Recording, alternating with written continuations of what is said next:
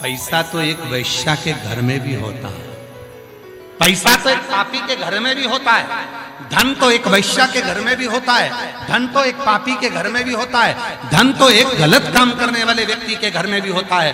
पर उसका धन कभी ना तो शिव महापुराण में लग पाता है, उसका धन ना कभी शंकर के भंडारे में लग पाता है, उसका धन ना कभी की भूखे के भोजन में ना प्यासे के पानी में लग पाता है।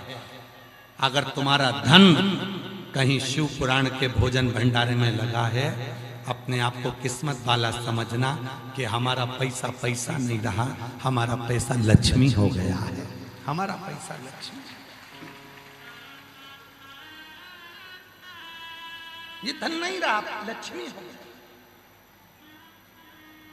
चरण है, माता के चरणों को नमन करा, आशीर्वाद मिला, पिता के चरणों को नमन करा, आशीर्वाद मिला, गुरु चरणों का दर्शन कर, आशीर्वाद मिला, शिव चरण का दर्शन कर, आशीर्वाद मिला। अब कई माताओं के मन में आ जाता है कि शंकर के चरण का दर्शन हमें कहां हो सकता है।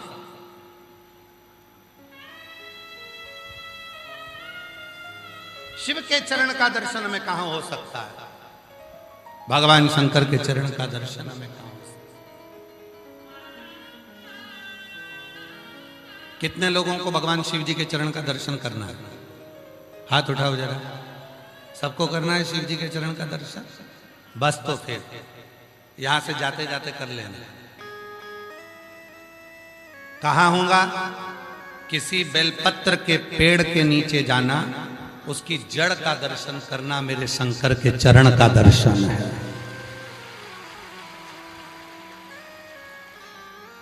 किसको माता पार्वती का दर्शन करना है? बेलपत्र के वृक्ष के मध्य भाग का दर्शन करिए, डाली का, मेरी मां जगत जननी का दर्शन है। किसको भगवान गणेश का दर्शन करना है? किसी बेलपत्र के वृक्ष के नीचे जाइए, उसकी जो डालियां बाहर निकल रही है उस डाली का दर्शन करिए, भगवान श्री गणेश का दर्शन होगा। और किसको माता लक्ष्मी का दर्शन करना है? भगवान शंकर के दरवाजे की चौखट का मात्र दर्शन कर लीजिए, लक्ष्मी का दर्शन होना प्रारंभ हो जाता है। ये दर्शन है, ये दर्शन। शिव के चरण का दर्शन, बेलपत्र के वृक्ष की जड़ का दर्शन। आप सभी के घर में बेलपत्री का पौधा होगा, गमले में लगा होगा, छोटा होगा, किसी के घर में बड़ा होगा, किसी के घर में छोटा होगा। उस बेलपत्री के वृक्ष के जड़ में आप दर्शन करिए।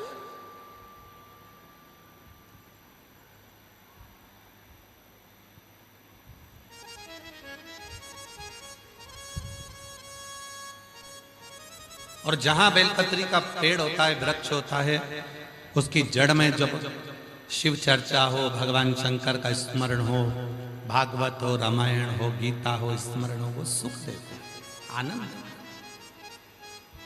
अभी हमारे संगेश्वर वाले आए तो हमने उनसे कहा तुम्हारे घर में हम रुके थे, तो तुम्हारा घर तो है, घर बड़ा है और बगीचा भी थोड़ा सा है, ऐसा बड़ा सारा बगीचा तो नहीं, फिर भी तो उनके घर में बेलपत्र का पौधा लगा है। तो हमने उनसे अभी कहा कि हम राघव को भेजेंगे तुम्हारे यहाँ बेलपत्री के पेड़ के नीचे शिव पुराण सुनाने के लिए।